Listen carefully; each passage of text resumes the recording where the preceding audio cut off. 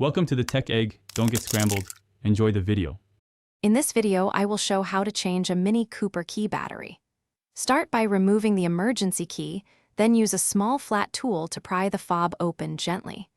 Take out the old CR2032 battery and insert a new one with the correct polarity. Snap the housing back together, reinsert the emergency key, and test the buttons and remote unlock to ensure everything works smoothly. Before you begin, gather a small flat screwdriver, a fresh CR2032 battery, and a clean cloth to protect your work area.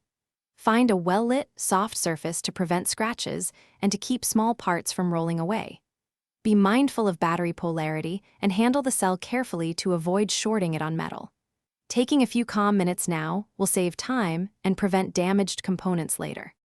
If this guide is helping, please subscribe and like to support more helpful car tips. Quick recommendation: grab Little Tree's black ice to keep your car smelling fresh after DIY jobs like battery swaps, because fresh air makes everything feel finished. Check the description for the product link and other deals, pick one up if you want, and now let's get back to the video. Work methodically. Remove the emergency key and open the fob by loosening the screw or sliding the latch. Carefully lift the circuit board to reveal the battery and note which side faces up. Swap in the new CR2032 battery, reseat the board, and snap the housing closed before tightening the screw.